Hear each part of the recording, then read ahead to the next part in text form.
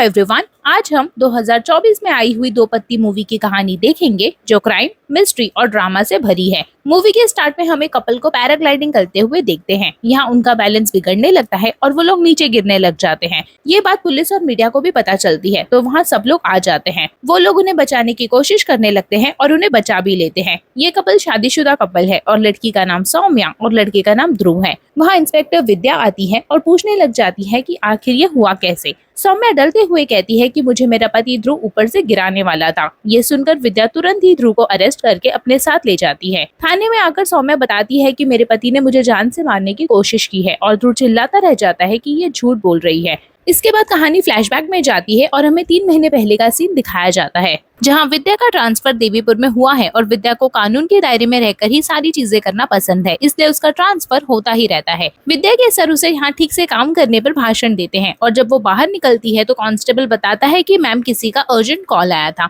विद्या तुरंत एड्रेस निकलवा कर वहाँ पहुंच जाती है। वो देखती है कि यहाँ एक लेडी खड़ी है जो कि सौम्या है और उसे किसी ने बुरी तरह से मारा पीटा है। विद्या उसे कहती है कि मुझे पूरा मामला बताओ, क्या ये फोन तुम्ही ने किया था? सौम्या यहाँ मना कर देती है कि नहीं, हमने कोई फोन नहीं किया है और वो दरवाजा बंद कर देती है। विद्या को शक हो गया था कि यहाँ कुछ तो गड़बड़ है। अब अगले दिन कांस्टेबल विद्या के घर पे आता है जहाँ उसे पता चलता है कि विद्या की माँ उसे लॉयर बनाना चाहती थी, इसलिए उसने लॉ किया और अपने पापा के कहने पर वो पुलिस इंस्पेक्टर बन गई। तभी विद्या को खबर मिलती है कि पैराग्लाइडिंग के लोगों में झगड़ा हुआ है। ये दोनों जल्दी से वहाँ पहुँच जाते हैं। यहाँ पैराग्लाइडिंग का ओनर आता है जो कि ध्रुव था। ध्रुव सारा मामला शांत करवाता है और कांस्टेबल विद्या को बताता है कि मैम, कल जो फोन आया था और जिसके घर हम मदद के लिए गए थे, ये इसी ध्रुव का घर है। वो लड़की इसी की बीवी है जिसका नाम सौम्या है। अब यहाँ विद्या को ये तो डाउट हो गया था कि ध्रुव इतना अच्छा लड़का भी नहीं है, इसलिए वो खुद सौम्या के शॉप का पता लगाकर उसे मिलने जाती है। वो सौम्या से बात करने लगती है। यहाँ वो देखती है कि सौम्या तो उसके पीछे खड़ी है। यह देखकर उसके होश उड़ जाते हैं। यहाँ उसे पता चलता है कि ये तो सौम्या की बहन शैली है और ये दोनों जुड़वा बहनें हैं। विद्या वहाँ से जाने लगती है और उसे वहाँ एक लेडी मिलती है जो उसे सौम्या के घर पे भी दिखी थी। वो लेडी बताती है कि उस दिन फोन मैंने ही किया था। वो सौम्या की अम्मा थी। सौम्या और शैली की माँ के मर जाने के बाद उसने ही सौम्या को पाला था। वो ये भी कहती है कि ये दोनों बहनें बिल्कुल भी नॉर्मल नहीं है और हमें यहाँ पहले का सीन बताया जाता है जहाँ सौम्या काफी इंट्रोवर्ट टाइप की लड़की है तो शैली बहुत ही तेज तर्रार है,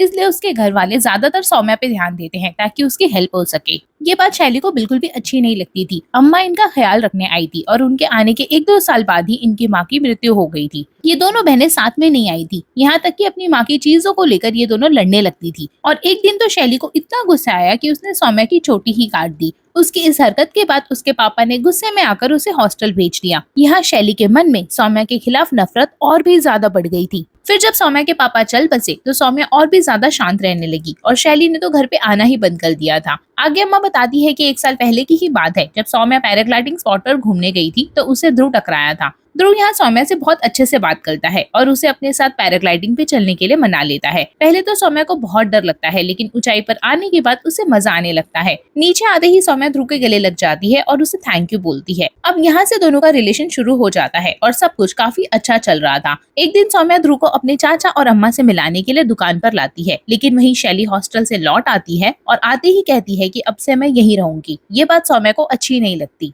जब ये दोनों बहनें घर पर होती हैं तब शैली सौम्या से कहती है कि तेरे साइड तो पूरा घर है, लेकिन अब मैं उस ध्रुव को अपने साइड करना चाहती हूँ। ये सुनकर सौम्या डर जाती है। अब अगले दिन से शैली ध्रुव को अपने प्यार में फंसाने में लग जाती है। एक दिन ये तीनों डिनर कर रहे होते हैं तो शैली ध्रुव के साथ में फ्लर्ट करती है। ध्रुव भी यहाँ उससे अट्रैक्ट होने लगता है। ये सब चीज सौम्या देख लेती है। इसके बाद जब सौम्या बाहर बैठी होती है तो ध्रुव उसके पास आकर कहता है कि मुझे लगता है कि शैली बिल्कुल मेरे जैसी है, उसे एडवेंचर पसंद है और मैं उसे पसंद करने लगा हूँ। ये सुनकर सौम्या का दिल टूट जाता है पर वो कुछ नहीं कह पाती।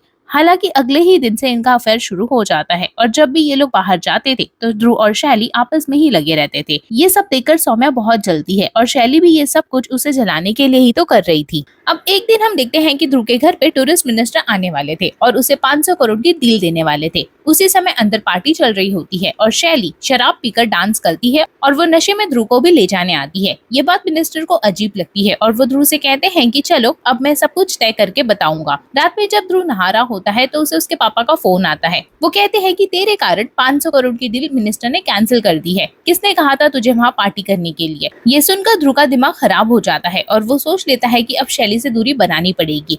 फिर अगले ही दिन ध्रुव सौम्या से कहता है कि चलो आज पैराग्लाइडिंग पे चलते हैं। यहाँ सौम्या तुरंत मान जाती है। जब ये दोनों हवा में रहते हैं तो ध्रुव सौम्या को शादी के लिए प्रपोज कर देता है। सौम्या यहाँ बहुत खुश हो जाती है और ध्रुव शैली से ब्रेकअप कर लेता है। शैली को यहाँ बहुत गुस्सा आता है क्योंकि वो यहाँ भी सौम्या से हार गई थी। इसके बाद सौम्या और ध्रुव शादी कर लेते हैं। सौम्या को लगा था कि अब तो शादी हो गई है तो शैली अब हमसे दूर हो जाएगी, पर होता उल्टा है। शैली सौम्या की पार्टी में ही उसी की तरह ड्रेस पहनकर आ जाती है। ये देखकर सब चौंक जाते हैं। वो यहाँ ध्रुव के साथ फोटो भी खिंचाती है। सौम्या गुस्से में शैली से कहती है कि तू मेरे पति से दूर रह। शैली उस पर हंसने लग जाती है, मतलब वो इनका पीछा छोड़ने वाली नहीं थी। अम्मा कहती है कि कुछ दिनों तक शादी बहुत अच्छी चली, पर धीरे धीरे माहौल बिगड़ने लगा और अब आए दिन ध्रुव सौम्या को मारता है। ये सुनकर विद्या कहती है कि मैं ऐसे कुछ नहीं कर सकती, मुझे सबूत चाहिए, वो लाओ ताकि मैं कुछ कर सकूं। अब रात में वही टूरिस्ट मिनिस्टर खाने के लिए ध्रुव के यहाँ आते हैं। शैली भी वहाँ मौजूद थी। यहाँ सब्जी में हल्की सी मिर्ची ज्यादा थी जो मिनिस्टर से नहीं खाई जाती और वो बिना खाए ही लौट जाते हैं। ये देखकर ध्रुव को बहुत गुस्सा आता है और सबके चले जाने के बाद वो सौम्या को बहुत ही बुरी तरीके से मारता पीटता है कि तेरी वजह से मेरी डील कैंसिल हो गई है।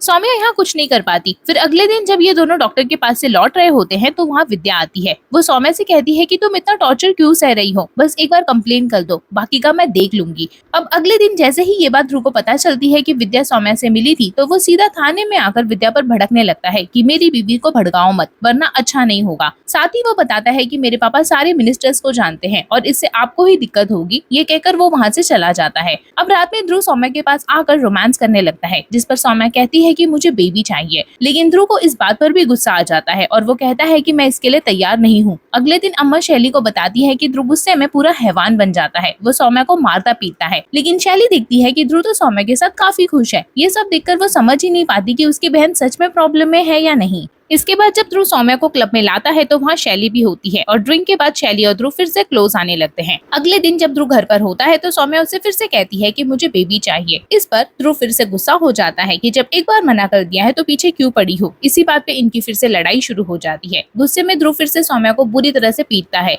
यहाँ तक कि वो उसे मारते मारते बेहोश कर देता है। सौम्या को होश आता है, तब भी वो पुलिस के पास जाने का नहीं सोचती और अपने जख्मों को मेकअप से छुपाने लगती है। उसे समझ ही नहीं आता कि आखिर उसके साथ ये क्या हो रहा है। एक दिन सौम्या को विद्या भी देख लेती है, जिसका पूरा हुलिया ही बदला हुआ था। विद्या कहती है कि मुझे कुछ न कुछ करना ही पड़ेगा। कांस्टेबल उसे बताता है कि मैडम इसका पति ध्रुव कोई शरीफ आदमी नहीं है, वो हरियाणा से है, जहाँ कई कांड करने के बाद वो इस राज्य में शिफ्ट हुआ है। ये सुनकर विद्या तुरंत सोनीपत पहुंच जाती है ताकि वो सब कुछ पता लगा पाए। यहाँ काफी छानबीन के बाद उसे पता लगता है कि ध्रुव के ऊपर केसेस चल रहे थे, मतलब वो एक क्रिमिनल है और उसके बाप ने उसे बचा रखा है। दूसरी तरफ अम्मा को जब पता चलता है कि ध्रुव ने सौम्या का ये हाल किया है तो वो उसको धमकी देती है कि अगर अब उसने कुछ भी सौम्या को किया तो वो पुलिस को सब बता देगी। इस पर वो कहता है कि तुम्हें जो करना है कर लो, पुलिस मेरा कुछ नहीं बिगाड़ सकती, और वैसे भी सौम्या डिप्रेशन की गोलियां खाती है। अगर मैंने ये बात पुलिस को बता दी तो मैं ये प्रूफ कर दूंगा कि सौम्या ही पागल है। सौम्या भी दूर खड़ी होकर ये सब बातें सुन लेती है और उसे ये जानकर शॉक लगता है कि ध्रुव उसके बारे में ये सब सोचता है। यहाँ से सौम्या अपने दुकान पर आती है जहाँ शैली पहले से मौजूद थी और सौम्या की ऐसी हालत देखकर वो शॉक हो जाती है।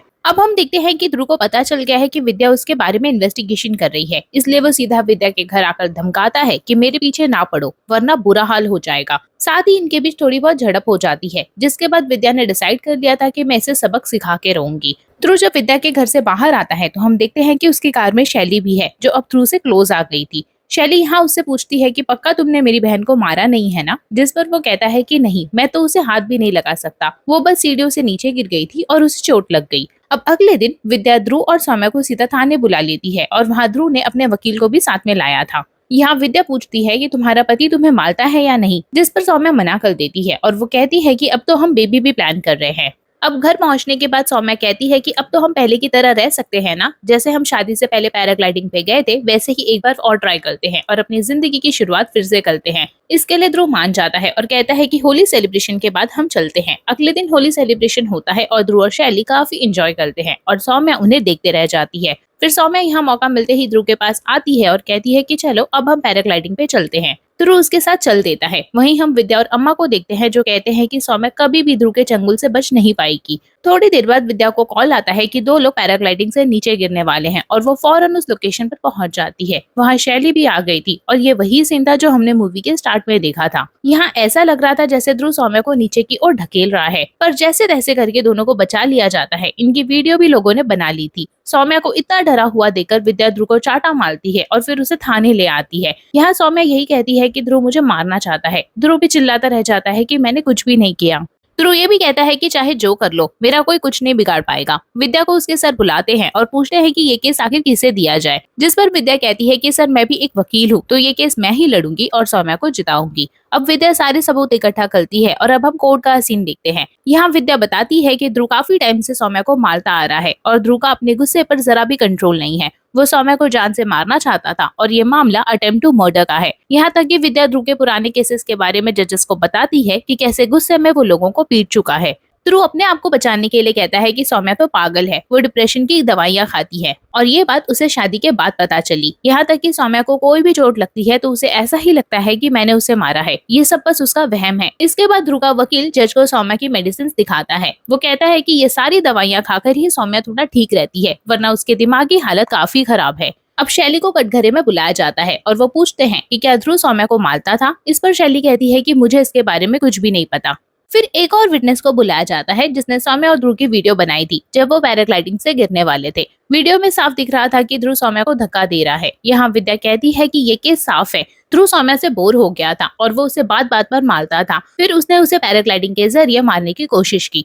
सारे सबूतों को देखते हुए जज ध्रुव को दोषी मान लेती है और अटेम्प्ट टू मर्डर के इल्जाम में उसे 12 साल की जेल हो जाती है। सौम्या को यहाँ इंसाफ मिल जाता है और ये केस जीतकर विद्या काफी खुश हो जाती है। तभी विद्या देखती है कि शैली जाते हुए सौम्या को इशारा कर रही है, जो उसे अजीब सा लगता है। फिर जब वो थाने में बैठी होती है तो उसे धीरे धीरे पूरा मामला समझ आता है कि शायद जल्दबाजी में उसने गलत इंसान को फंसा दिया और विद्या ने वही किया जो दोनों बहनें उसे करवाना चाह रही थी। अब विद्या के केस जीतने पर हर तरफ तारीफ हो रही थी, पर विद्या के मन में गिल्ट था कि वो सच्चाई बाहर नहीं ला पाई। इसके बाद विद्या शैली और सौम्या पर नजर रखना शुरू करती है। वो सीधा शैली से जाकर बात करती है। विद्या कहती है कि तुम दोनों बहनों ने बहुत बड़ा खेल खेला है, तुम मुझे सच बता दो बस। लेकिन शैली उसे कुछ भी नहीं बताती। लेकिन विद्या जानती थी कि यहाँ कुछ तो गड़बड़ है। इसके बाद वो कांस्टेबल से सारी सीसीटीवी फुटेज निकालने को बोलती है जहाँ से ध्रुव और सौम्या पैराग्लाइडिंग के लिए गए थे। उस फुटेज में विद्या देखती है कि होली वाले दिन ध्रुव और सौम्या मार्केट वाले रास्ते से गए थे, लेकिन पैराग्लाइडिंग वाला एक और रास्ता था जो थोड़ा पास में था। ये देखकर विद्या को शक होता है कि इसी रास्ते में कुछ तो गड़बड़ हुई है। वहीं हम शैली को देखते हैं जो काफी उदास थी और अम्मा से कहती है कि हमने काफी सोच समझकर ये काम किया है।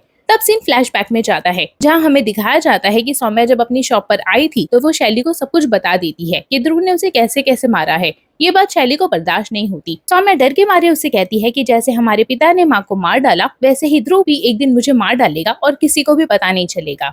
इस पर शैली कहती है कि मैं सब कुछ ठीक कर दूंगी और तुझे कुछ भी नहीं होने दूंगी। अब प्रेजेंट में विद्या ध्रुव से मिलने जेल में जाती है और पूछती है कि होली वाले दिन तुम मार्केट से क्यों गए थे। इस पर ध्रुव कहता है कि हमें सौम्या की शॉप पे जाना पड़ा था क्योंकि वहाँ उसका इनहेलर था और इसके बाद वो लोग पैराग्लाइडिंग करने के लिए गए थे। विद्या समझ जाती है कि सारा खेल उसी दुकान में हुआ है जहाँ सौम्या और शैली आपस में बदल गई थी, और ये सीन हमें फ्लैशबैक में भी दिखाया जाता है। वहाँ सौम्या ने अपने कपड़े तुरंत शैली को दे दिए थे और शैली वहाँ सौम्या बनकर पैराग्लाइडिंग करने ध्रुव के साथ चली गई थी। सौम्या भी शैली के कपड़े पहन लेती है। फिर जब ध्रुव और शैली पैराग्लाइडिंग कर रहे थे तब शैली ने नाटक किया जिससे ऐसा लगे कि ध्रुव ने उसे नीचे गिरा दिया है। यहाँ उसने अपनी बहन सौम्या को बचाने के लिए अपनी जान ही दांव पर लगा दी थी और ध्रुव यही सोचता रह जाता है कि ये सौम्या आखिर क्या कर रही है। पूरी प्लानिंग के साथ ये दोनों बहनें ध्रुव को फंसा देती हैं। विद्या ध्रुव से कहती है कि काश ये बात तूने मुझे पहले बता दी होती तो तू बच जाता। विद्या अब शैली के पास आती है और कहती है कि मैं सब कुछ जान गई हूँ और इस केस को मैं दोबारा रीओपन करूंगी ताकि सच सबके सामने आए। लेकिन शैली विद्या से कहती है कि ये सब उसने सौम्या को बचाने के लिए किया है। ध्रुव कभी भी सौम्या को जान से मार सकता था और हम कुछ भी नहीं कर पाते क्योंकि कानून को तो सबूत चाहिए होते हैं। इसलिए उन लोगों ने पूरी प्लानिंग के साथ इतनी पब्लिक के सामने अपने प्लान को एग्जीक्यूट किया जिससे हर कोई गवाह बन जाए। ये सुनकर विद्या वहाँ से चली जाती है। फिर हम कोर्ट का सीन देखते हैं जहाँ पर विद्या केस रीओपन करवाने आई थी।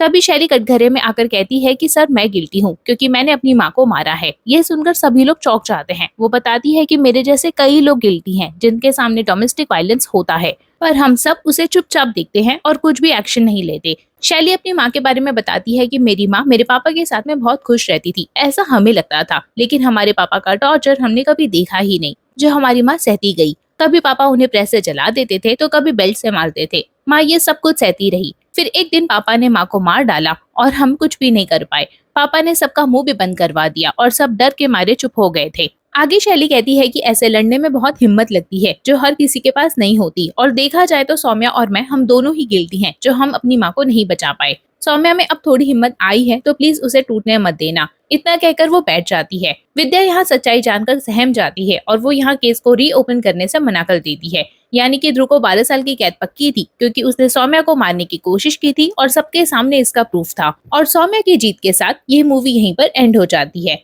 आई होप आपको आज की मूवी पसंद आई हो। प्लीज इस वीडियो को लाइक एंड शेयर करें, मेरे चैनल को सब्सक्राइब करें and hit the bell icon. इस वीडियो को एंड तक देखने के लिए आप सभी का दिल से शुक्रिया। Thank you.